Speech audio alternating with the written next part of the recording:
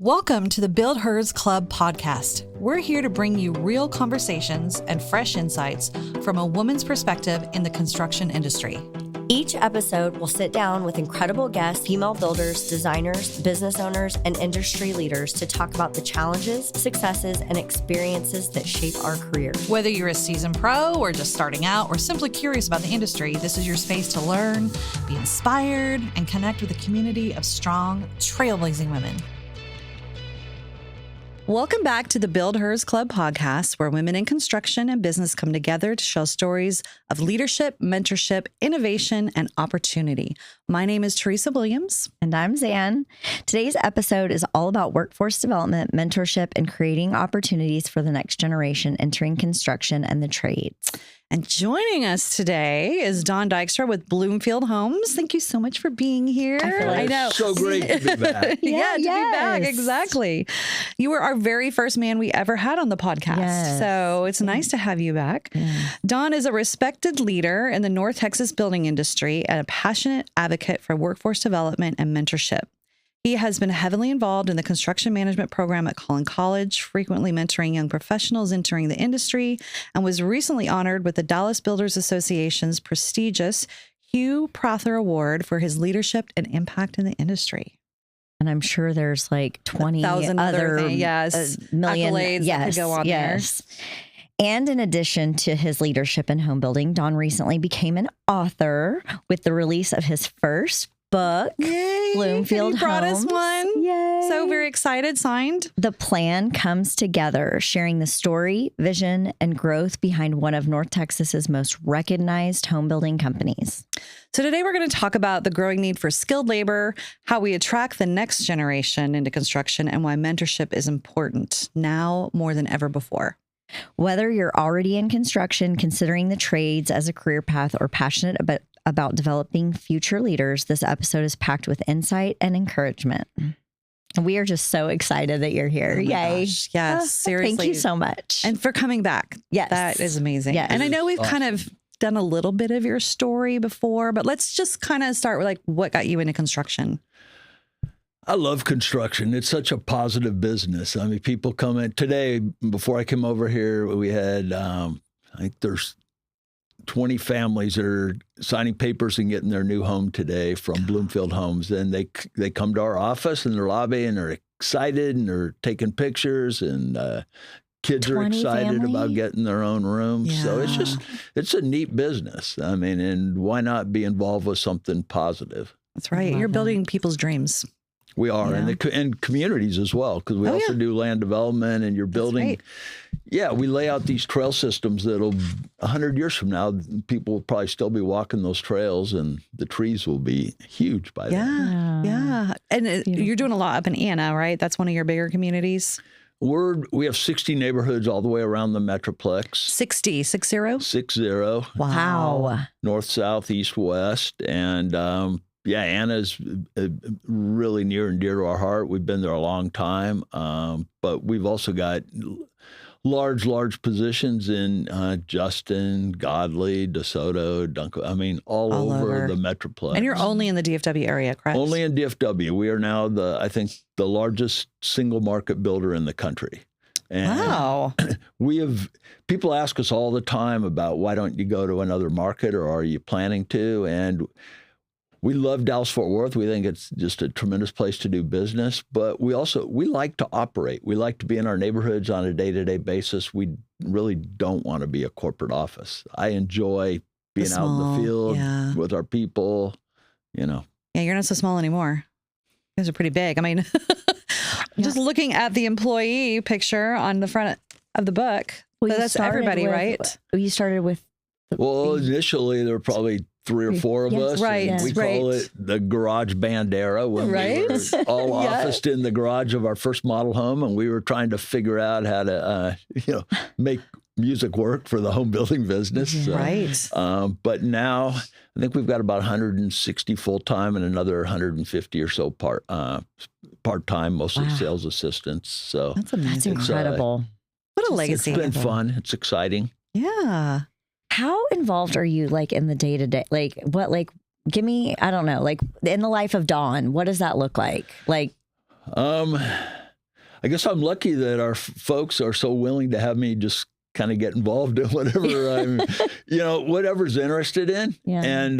And part of it is just whatever the need is. Right now, home building is tougher than it's been for a while. And the focus is more on marketing and selling. And I spend a lot more time involved in that. And I love it because marketing is so creative. But, 3 years ago, it was all about construction and sourcing contractors. And we might be spending our time calling up plumbers and trying to get them to give us more crews. Right. So it's always changing. Yeah, it really is. Yeah, it's kind of a different market right now, for sure, than what we had since COVID. I mean, COVID, everything kind of just really blew up and it slowed down a little bit. I'm hoping interest rates go down. That would be amazing. Yeah. I think all of us are. When you were talking about the marketing piece, I noticed quite a few of your sales associates doing like all these fun things like to sell your homes. In fact, one of them I went to TCC with, Sib. Mm-hmm. Yes. And she's like riding in on a motorcycle. And I mean, she's like always decked out the house in like whatever holiday it is. And she's like putting on these skits. But when you talk about the marketing piece, like back in the day, sales associates were not having their own pages for Sib at Bloomfield. Like, come check me out.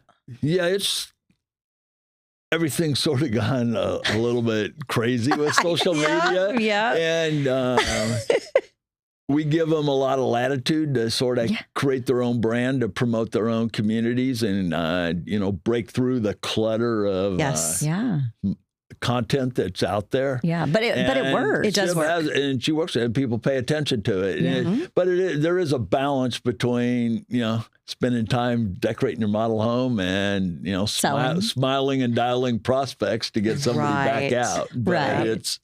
But it is fun and it is positive energy. And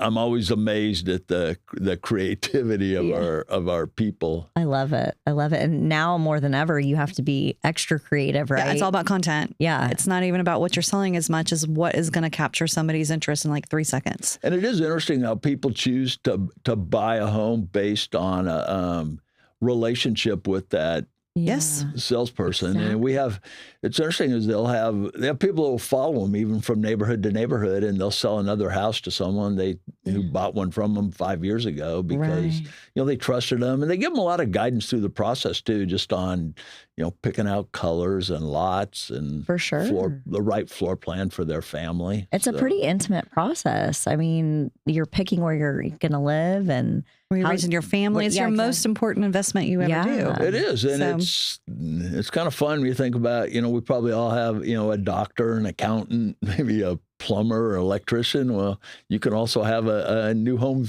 sales advisor. There you go. Right. I love it. That's awesome. Go ahead.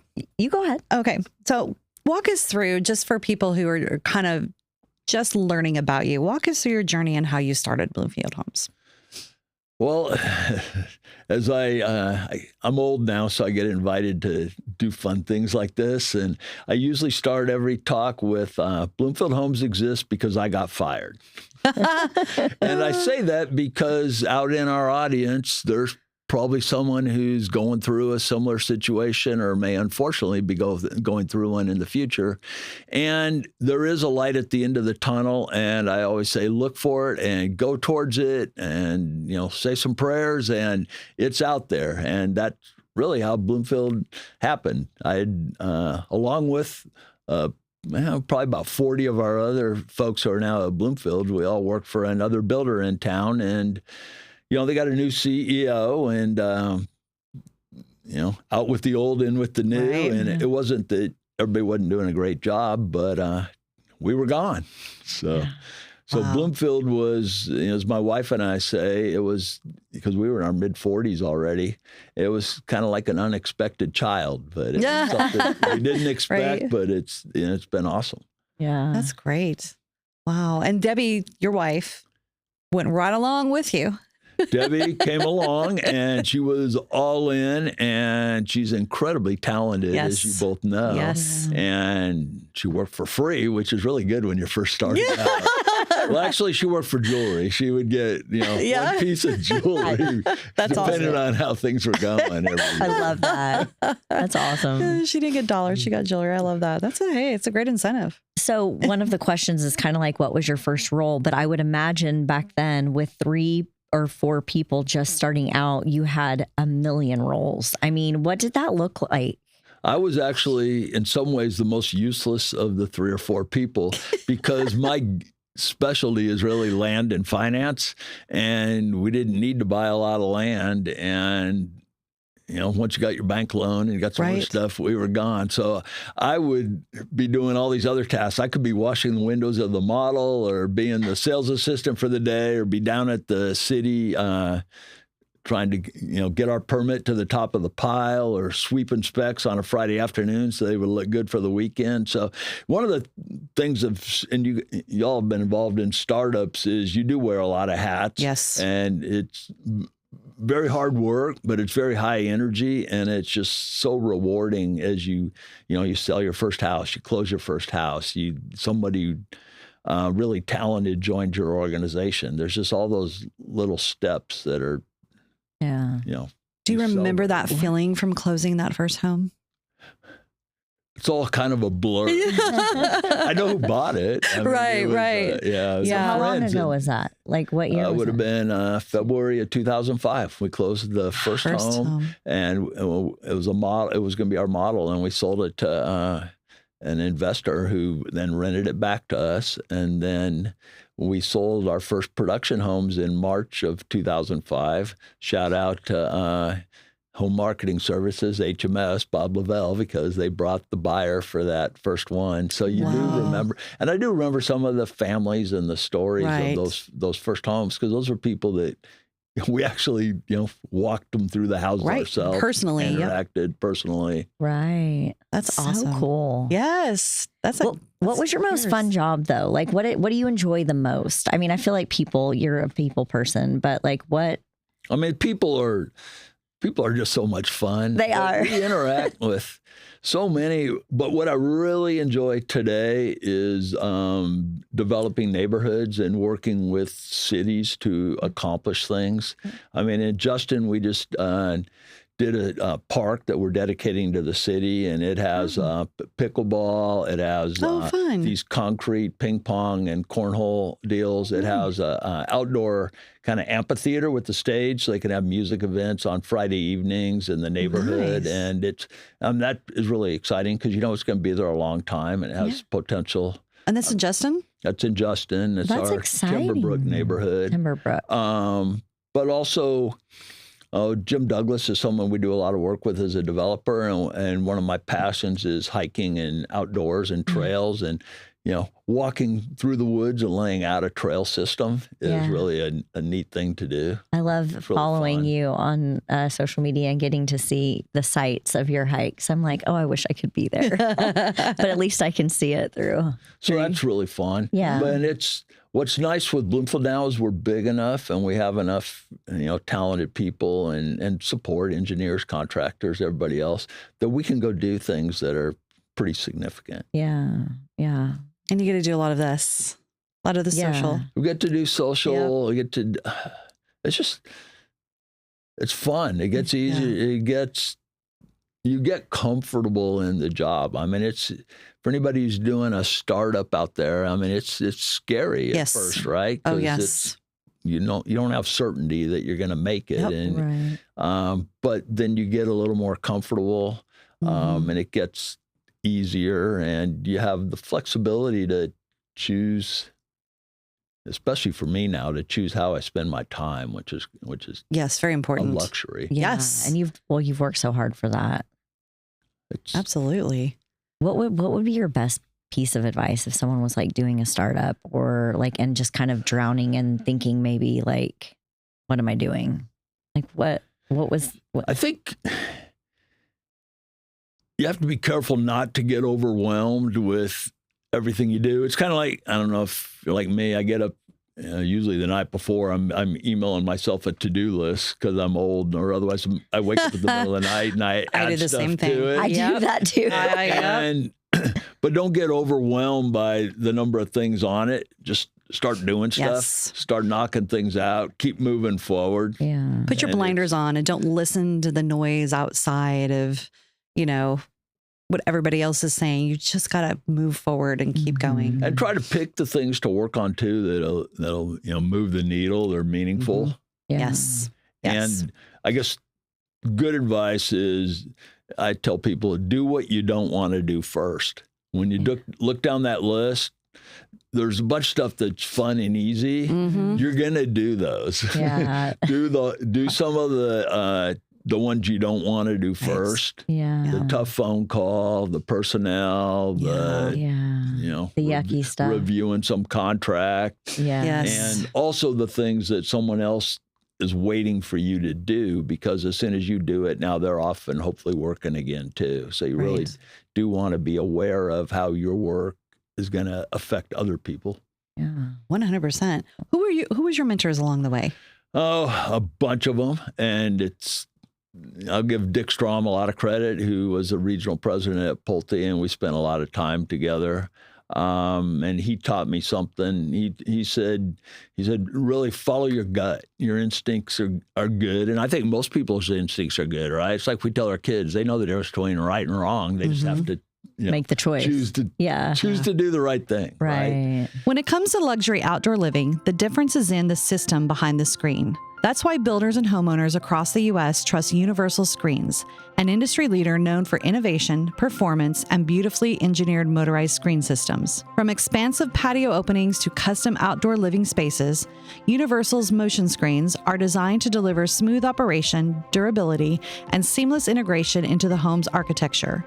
With advanced zipper track technology, clean lines, and high-performance screen materials, these systems help create comfortable spaces without sacrificing the view. Whether you're blocking the harsh afternoon sun, keeping bugs out during summer nights, or creating privacy at the touch of a button, Universal's motion screens help transform patios into the true extensions of the home. And for homeowners and builders across the U.S., installation and service are proudly provided through authorized dealers like KJ Custom Screens and Outdoor Living, bringing expert craftsmanship and luxury outdoor living experience to every project.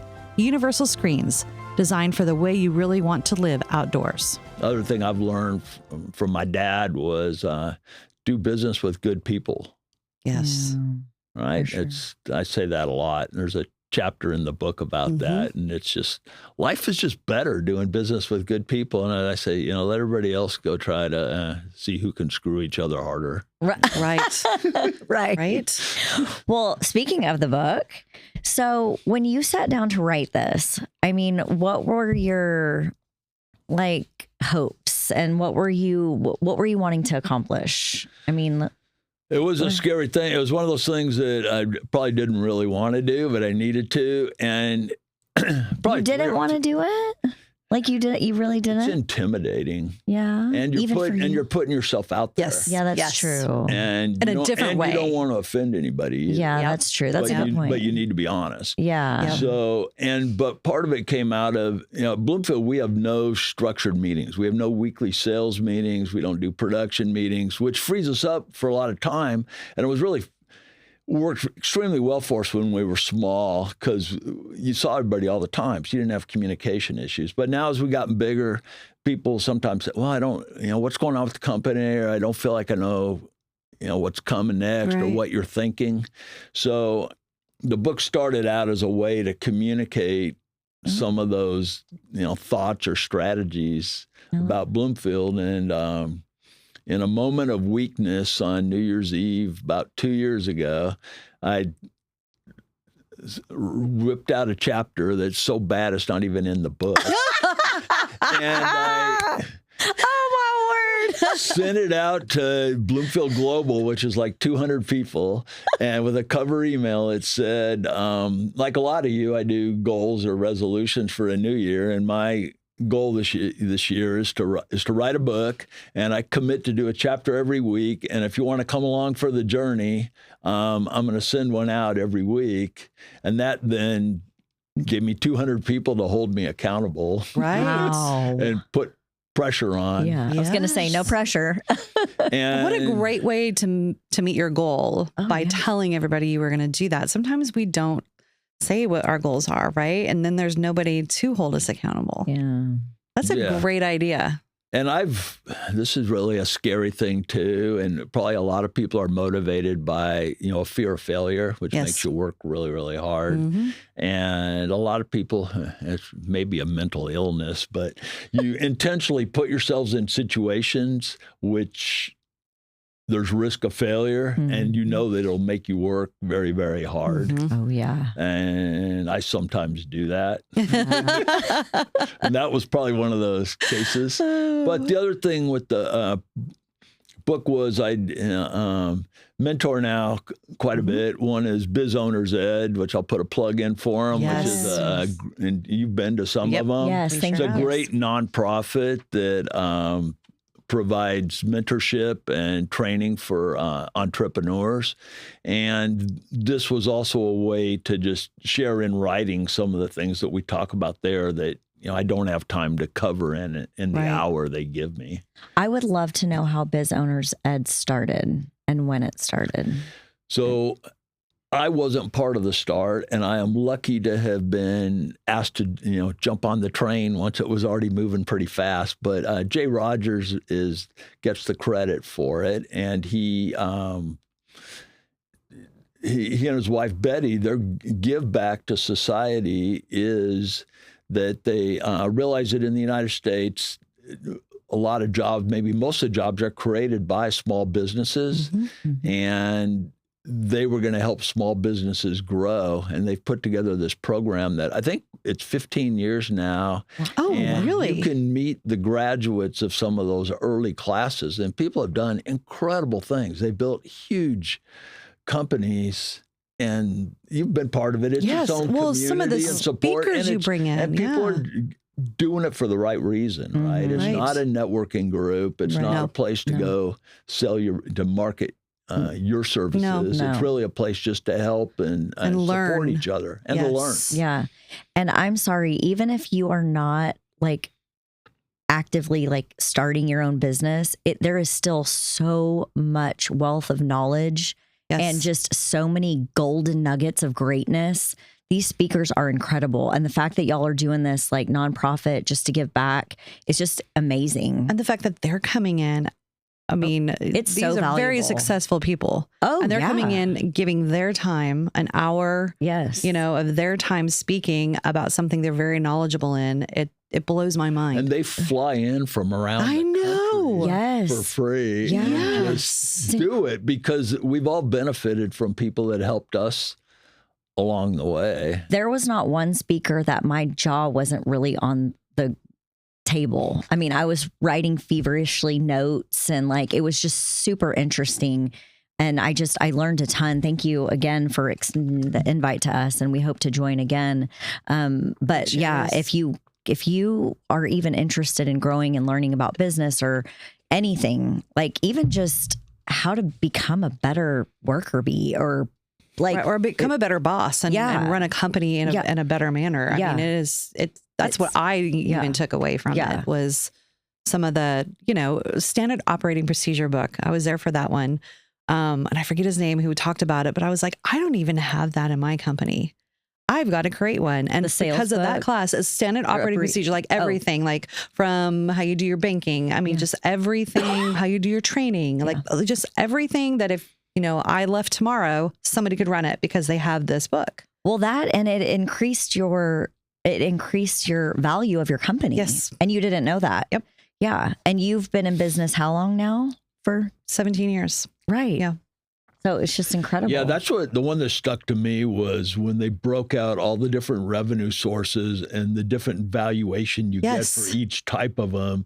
And also just how it explains how everybody's going to subscription models and these type of things. And it helps you understand what people are doing in other businesses that you run into in your everyday life and what's motivating them. And if you understand what other people are trying to accomplish, it sure helps you in negotiating with them as well. For sure. How long have you been a part of Biz Owners Ed? I think it's 5 years now. Okay, nice. Okay, nice. Yeah, it's definitely, I feel like it's this hidden gem, like it's I like, agree. I had no idea until I think I would learn more in those classes, the ones that I attended, than I did in college. Or taking any sort of- 100%. I mean, because it is lived in. These people lived in these hands on. experiences. Yeah. Yep. So if you ever want to tap more into this, you should go to, I think it's bizownersed.com or .org. Yes. You'll search it and you'll find it. and we'll put it on the, Yeah, and it's all over LinkedIn too. So we'll put it on the notes and so stuff. you guys can take a look at that. Yeah, I could talk about that all day. I know. But sorry. Okay. 8 squirrels. No, but that was really, I think, important. Yeah. So, we're kind of seeing a shift in the market. More women are coming into construction. So what have you seen over the years? We were just talking about Kate, right? Kathleen. Yeah. I know I'm horrible with names. You're good. Horrible with names. So, and you've seen more women are coming in. So what does that look like for Bloomfield Homes? Like over the years, how is that? You're right. There's more and more women in more and more different disciplines too. It seemed to be before women were compartmentalized into, accounting or office work or marketing. But now we have women doing project management over construction. I run into women doing land acquisition, entitlements, lots of city managers that we interact with on the public side, and also out in the, in the trades too, and driving big, heavy equipment on the land development side. So, yes. As Bloomfield Homes goes, we're just looking for the best people. Right. We're looking for talent, and it doesn't matter male, female, race, religion, whatever. We are extremely open-minded, and diversity's out of favor as a target, but we're just trying to hire the best people. Right. Love it. So throughout the years, you've seen more women though coming into the market. We're about 10 to 12% of construction, and you're seeing them in every field, not just in the office now. They're 100%. Just I think everything is virtually everything is open. Yeah, I agree. What can other men in leadership roles do better to support and elevate women, do you think? Let's put you on the spot. I know. Well, I kind of like having an advantage because we're maybe more open-minded. I think people are pretty open-minded. Yeah. And I do think too is more and more women go, people identify because they have talented wives, they have talented daughters, friends and relatives, so they realize that it exists. I think you just have to embrace different inputs and stuff. I do think you can do some things flexible as far as your workplace goes, and we have people can. There's schedule variation. So people may start early in the day so they get off early enough to pick kids up from school. That's awesome. They may start a little later so they can drop somebody off on the way. Occasionally you'll find kids in our office because it's a school holiday or something's going on. And, if we can get some work out of them, we'll put them, have them do that. Otherwise, You're dusting the furniture. they have their device and they're sitting eating snacks in our kitchen. But. Right. I love that though, that y'all have that option and that you're flexibility. Flexible. The flexibility is huge. Yeah, that's really big, especially for women. And I mean, there's a lot of single dads out there now too. Yeah, so for sure. Everybody kind of runs into situations. So that's we're awesome. We like people working on site in the office. We have a few people working remote just because of circumstances. But if you think about, do you want them to work remote with children at home, or you'd rather have them in the office with a child with them? Right. I'll take them in the office. Right. Yeah. That's awesome. Sure. I love that. Yeah. Okay. I was looking to see if you were going to go next. There's a where are you going? I was going to workforce development. Yeah, so was I. Okay. Go perfect. ahead. There's a major need for skilled labor right now, especially in your plumbing, electrical, HVAC, anything that requires a license. And trying to, part of what we're going to do with this video is we're taking clips and we're making a workforce development video that we want to play Kids now have to choose the trajectory of their schooling in junior high of what they want to do. So, putting this video together so that we can show parents, hey, there is money to be made. This is a real job. This isn't, you may not go to college for 4 years, but you could become an electrician or a plumber and make, very good money in it. So what are you seeing right now with the workforce? I know you're not maybe day to day in it, but, it used to be where blue collar and construction wasn't considered, savory, I guess. Savory. For lack of a better word. And it's slowly changing. So what have you seen over the years and what are you guys seeing right now in the workforce? Yeah, well, first off, I grew up poor and I have a lot of respect for manual labor. Me too. I actually knew how to, repair a tire in the old days when you had to do it by hand and take the thing off. And, I've pumped gas, mowed lawns, thrown newspapers. I love it. Worked in a factory. Yeah. I was actually an elected union official at one point in my life when I was in college. Wow. I love learning this. So I think I respect anybody that works hard. And the trades, people tend to think of, the person digging the ditch, which needs to happen. But you've also got people that own those companies. You got the project management. You've got, there's all kinds of roles inside the trades as well. But learning the skill is usually the entry into that business. Just like in construction, there's plenty of people that start off framing houses and end up a superintendent, project manager, and work their way up, right? And same way in the cities, you meet people that started out in the water department, digging ditches if they had to and fixing water leaks, who end up running a water treatment plant or incredibly complex major infrastructure. So one of the things that's exciting to me is as I go around and we have a chance to interact with a lot of school districts because they build school sites in our neighborhoods and we work with them, is seeing the tech campuses that are getting built in these districts. Finally, and I had a chance, Dr. Deere and Godley toured us through their, technology and career center, and it's incredible. We had nothing like that when I was going to school. That's was basic more wood shop and auto shop and things like that. But so that's, I think, is good to see, and making that available to people at a younger age. And I know it goes through the high schools, but also goes into the community colleges as well. Yeah. So I think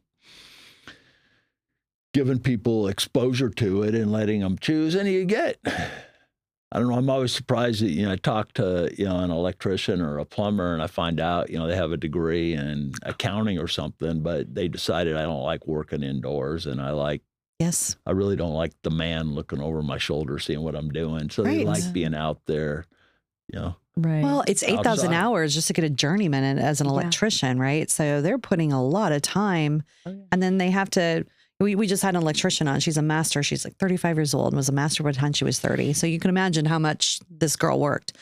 But the test, like taking these tests, there's a lot of brain power that goes into it as well. It isn't just the physical aspect. And I know we're short, we're losing quite a few of our masters in plumbing. What is the average? People are aging out. Yeah, I think the average 45? age is like, I don't know, I think 45, it's is it 45? Yeah. I thought it was even older. But I think of in Texas, the I think it's 55. physical labor of doing, framing or masonry or roofing or something like that. I mean, it does have a lifespan, and 3-4% of the people are aging out every year. Yeah. And we're missing it. Well, the average electrician, the average master of any of them is 55, right? But the average age in construction is 45. So at 55, in 5 years, we are losing the majority of what we have. And you're those generally trades. required to have a licensed person on every job site. Oh, yeah. So there's a huge need, and it pays really, really well, too. It does. I mean, it's a 6-figure job for a lot of people. And that's people that are out working. I mean, then there's also people that own these companies, proper management, and it's a great business too. To end up, I think, owning your own business, and people, they start out doing side work on the weekends or, working for friends and family, and there's all different types of customer focus too. You can be doing repairs and maintenance, or you could be, the plumbing whole subdivisions. Right. Yeah. Or you could be the sales lady who stocks builders for a living. For those developments. Yes. But it's like Eduardo, the owner of JNS. I mean, he's actually coming in right after you. And he was stocking shelves at ABC Supply Company in Plano 20 some odd years ago, learned, got out into the subcontract in the plumbing, learned, the guys helped him learn the plumbing and went and got his master's and all the things. And now he's owning, he owns his own company and it's doing very well. And he has his own home building company, like there's just like a lot of opportunity, I think. Oh, I 100% agree. Yeah. How do you think we can better attract this younger generation? Well, I think great folks like you making people aware of it is probably a lot of it. I do think as companies go, we have responsibility. And if you can hire people even for summer interns and things where, you're definitely going to get value out of their work, but it is a little bit of a give back too. And it's, exposure. Yeah. I mean, I'm going to call out to Charlie, who came along with me today to observe us, and he's our marketing intern at Bloomfield Homes for the summer. And this is, that's how you give people a chance to get exposed.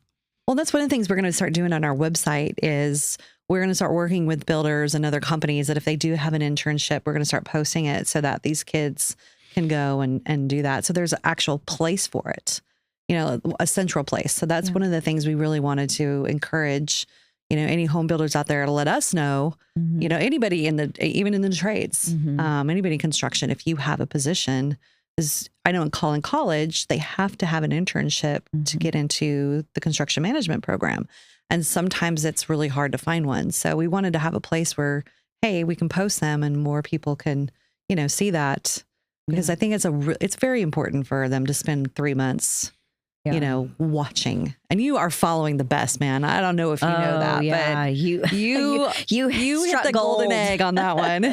No, and I'll tell you, and I'm going to put a plug in for Bloomfield Homes, and you can find me on LinkedIn, but we do have about a dozen internships every summer in a variety of roles from project management to marketing to finance to IT.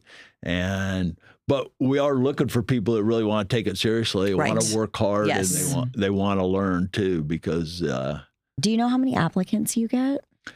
It varies every summer. Yeah. What I will tell people is they need to apply early. Yeah. We get and apply yourself, not your parents. Oh, yeah. It's amazing how many helicopter parents there are out there today, and who panicked 3 weeks ago are saying, hey, my son is home from school. He needs to work. He needs a summer job. And it's like, you know what? That's probably not the perfect intern. We're looking for the person who's motivated enough to go out and get their own job. Yes, for sure. 100%. But they are welcome to find me, and every year we're filling those spots. But it is competitive too. Yeah. Well, thank you for doing those internships because not every company is, and so that's huge that Bloomfield Homes does that. So when you say apply early, like January, January's great. Okay. Or even before Christmas and come interview over Christmas, because we do. They go through our full interview process, and we try to give them, the entire experience. That's great, and that's really good practice. We have a mentorship program with the Dallas Builders Association with Collin College and their construction management, some of the girls there, and so we do mock interviews, and that is the scariest thing for them. Like they are just terrified. And I get it. Nobody likes to, nobody likes one, but that practice is so good. Yeah. So good for the future. So we know that you are super passionate about mentorship. What was my question? I don't know. Well, what do you think? What role do mentorship programs play in developing the next generation of talent?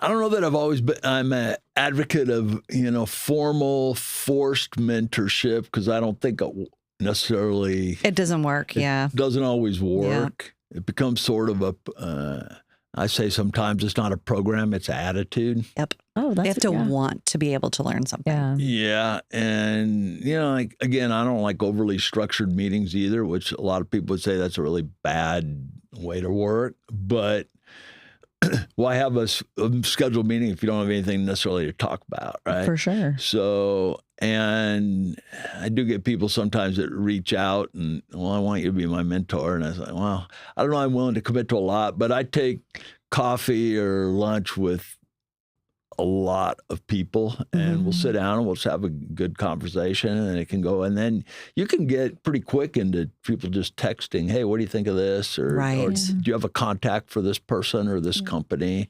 And you can help and do it. But I think it's really rewarding to, people move forward and it's great to give back. Yes. Absolutely.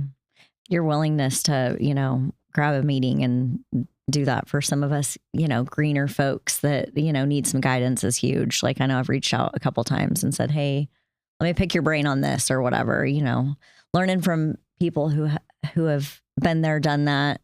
Well, hopefully people can learn from mistakes because I've made plenty of them.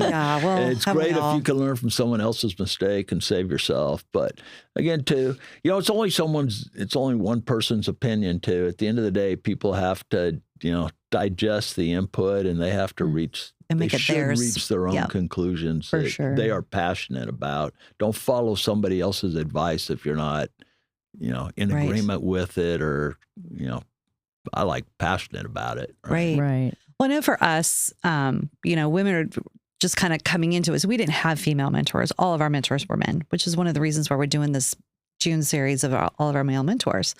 And I remember, first starting out and I didn't know how to let somebody go. Like that was terrifying to me. Like if you had to fire somebody. And until you get there, I remember having Michael Turner and I'm like, what do I do? And I know in Texas, they have all these rules, you don't have to do a lot of this stuff, but how do you, something that it was terrifying to me to do that. And I had to reach out to him and be like, okay, so what do I do? How do I say this? Like, I don't want to hurt somebody's feelings, but it had to happen. Right. And you have all this stuff, but that was one of the things I remember very clearly being a new business owner of how do I do, that's not the fun part of the job. Not at all. There's some really, and that's when I was talking before, that's one of the hard things that people put off and they don't do that really needs to happen. Yes. As soon as, because generally that's a hard topic. Layoffs, fire, anything personnel is kind of the hardest things. I mean, there's great things when you get to promote, but even when you get to promote somebody, there's probably someone else who didn't get promoted. Right. You also have to take into that handle, diplomatically and professionally. How many people have you let go in your? Less than you would think. Yeah. Probably, I don't know, maybe a dozen. Oh, that's not bad. Mm-mm. We are very careful hiring. Right. That's what I was going to say. When you're careful on your hiring, it makes a difference. Yeah. And I don't have a lot of direct reports at this point. I mean, if we want to hit, I have one is you just need to be brutal. And I've been let go. Yeah. Right. And you have to be honest. They're on. Yeah. They said, hey, we're going to, you got a great resume. We're going a different direction. Here's your package. Right. Yeah. Right. Right. Yep. Less is more, and don't. I think the HR professionals and attorneys for sure would tell you, people try to soften it, and then they end up setting themselves up for litigation because they're not really just honest. Yep. And especially in Texas, where it's a right to work state. Right. I mean, there are certainly protections for age and discrimination and a lot of other things that rightfully should be protected.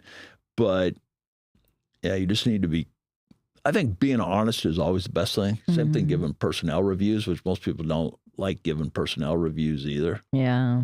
I don't mind doing those. Those aren't as bad.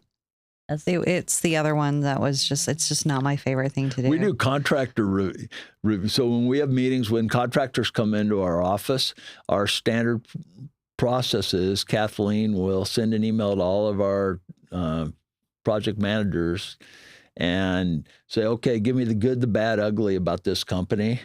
And they'll respond and we show it to them.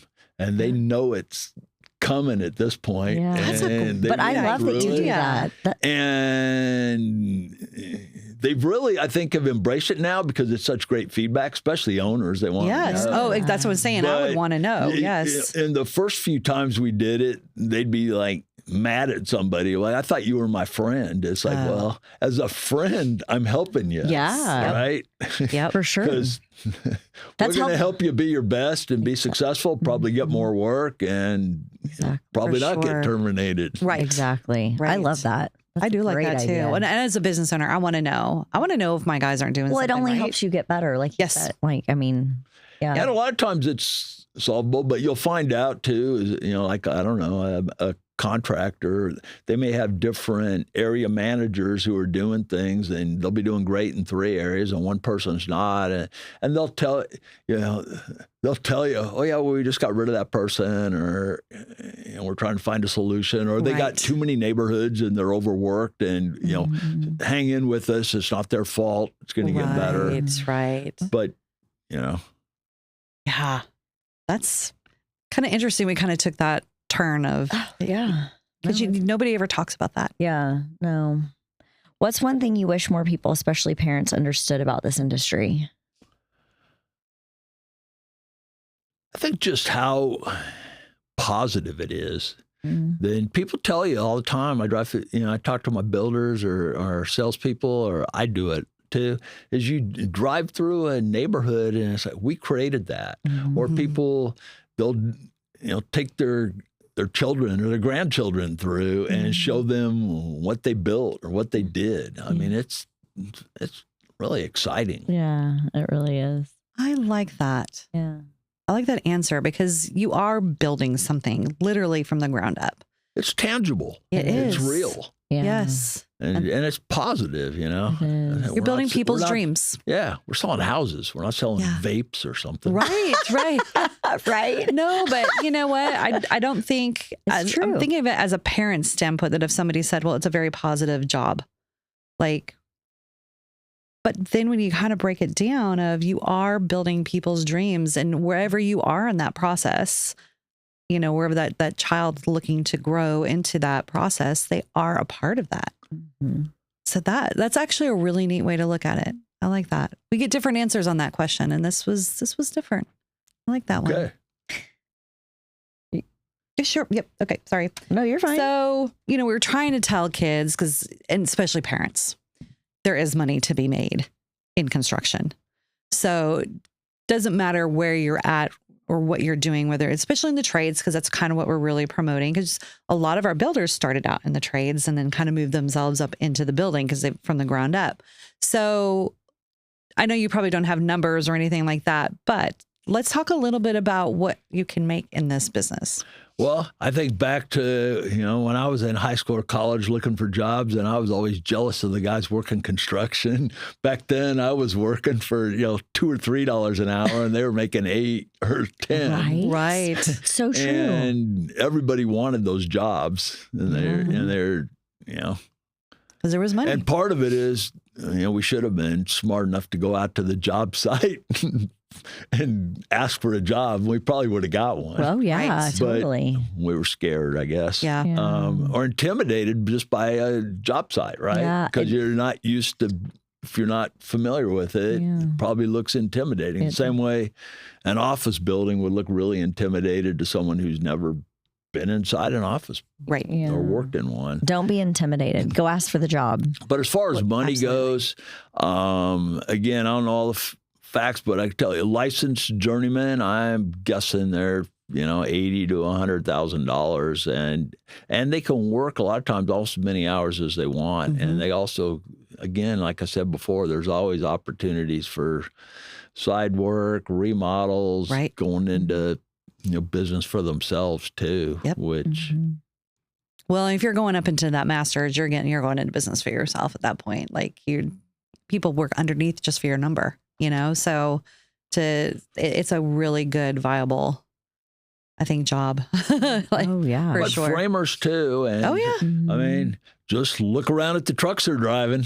Yeah, that's right. They're driving $100,000 trucks. They're probably making really good money. At least they're making enough to have good credit. That's right. Exactly. That's right. 100%. So, in kind of tagging on that, you would say that there's a lot of opportunities for business ownership or entrepreneurship in the industry as well, no matter where you're starting. 100%. And on any scale. Yep. Do you think there's room for new home builders? There's so many. I think that's a great question.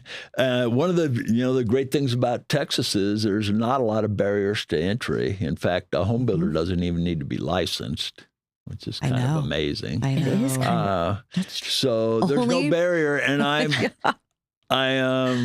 probably got a handful of builders that started in the last couple of years that I interact with all the time. I'll put a plug in for Taft Homes and Steve Langridge, who's doing it same way we did it. He's out there in houses selling them himself. Someone building it. They probably got 3 or 4 people today, and they're making money and they're profitable, and they're building houses. Yeah. So no, I think this way. Jennifer Johnson, who I think you've had on your show, she's extremely inspiring, and she's done it and really built a brand, and now has got outside investors in her company and sold part of it, and and she will say to this day that the reason she started it is because you just kept putting a bug in her ear. You just kept saying to her, "You really need to just start your own home building business." Well. I don't know if I told her she didn't start, but I certainly told her I thought she had the ability to do it. Yeah. Yes. But sometimes that's all it takes. Yeah. As a mentor. Sometimes you don't believe in yourself. And hearing somebody say that they believe in you is what you need to hear. Yeah. And owning a business isn't for everybody. Right. I mean, there's definitely financial risk. There's definitely, the statistics say a bunch of them, don't succeed. Yep. And it's not, I don't think it's for everybody. Right. Yeah. But it's a I'm lot of really hard glad work. Jennifer did it. Yeah. I think now that's a pivotal decision that she made. Oh, absolutely. 100%. That changed her life by doing that. All right, so let's go ahead and wrap this up. Already? Yeah, I know. I told you to go by fast. Well, we need to talk about the book signing. Okay. Oh, yeah. Let's do that. So on June 17th, we're going to be at FBS Appliances by the Galleria Mall over there. You can look up their address. So we'll put it down below. And Dawn is doing a book signing at our Professional Women in Building happy hour from 4 to 6. Yes. And so he's bringing books and he's going to sign them for you. So please come to that. Yes. We're going to have food. We're having a chef there. Yes. A little ice cream station. Some things. Craft cocktails. Yes. And the PWB is doing this happy hour to celebrate all the amazing men in our industry. Yes. So, and it just paired so great with Dawn coming and doing our book. And the books are free. And the books are free. Which is incredible. Yes. That is awesome that you're doing that. It is. I guess that's one of the give backs and one of the joys of being able to do it. And it's pretty good marketing for Bloomfield too. Right. Yeah. It is. But that's awesome. But yeah. And we appreciate your time. And they're available they're out there on Amazon just because it's a really easy way to get distribution, but they are priced at the minimum that I was allowed. But you can get a paperback or Kindle. But if you want a hardcover, please come to our join event. Us because it'll be fun. June 17th from 4 to 6 at FBS. We'll be there. We're super excited. Yes. Thank you so much. Pleasure. Wonderful. So thank you for coming today and sharing all your wisdom and insight and just some of the little stories that you had. I think it's inspirational to other, females and males out there in our industry. Entering and especially the ones that are entering. Absolutely. For sure. I don't feel like we had enough time. So maybe down the road you might. I do one real quick where do you see Bloomfield in the next like 5-10 years? I mean, do you have like a vision for Bloomfield? I hope, we continue to grow. What I love is we're able to do larger scale communities. We just got zoning approval in the city of Midlothian for Rancho Lago. We're doing a 54-acre regional park with the city. It's got a 7-acre, I believe, lake that's got fishing in it. Oh, cool. And it will be, they have a master trail system that has been kind of a long-term plan, but this is going to help put a major destination on that trail system. Oh, so neat. again, it's something I'm really excited about. It'll be about 600 homes. So wow. Nice. I see us doing more of those type of projects. Okay. And I'm turning 67 next month, but I hope to still be around for quite a while because honestly, it seems like it's more fun every day. Yeah, That's nice. awesome. Well, with all your hiking and your adventures, and it keeps you young, right? I try. Yeah.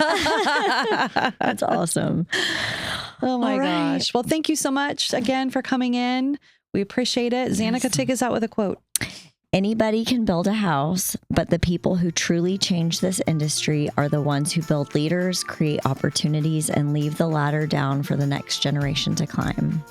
Thank you, Dawn. Thank you so much. Thank you so much. Absolutely. Bye-bye. Love you. Bye. BuildHERS Club is a production by Monarch Media Hub. Recorded and edited by MZ Studios and executive produced by the amazing Abigail Thompson. Hosted by me, Teresa Williams. And me, Zanika Scusa. If you have a topic you want us to discuss, message us on Instagram at BuildHERS Club. Or email us at hello@monarchmediahub.com. That's HELLO@monarchmediahub.com. And as always, when commenting, please use grace. We're here to build each other up.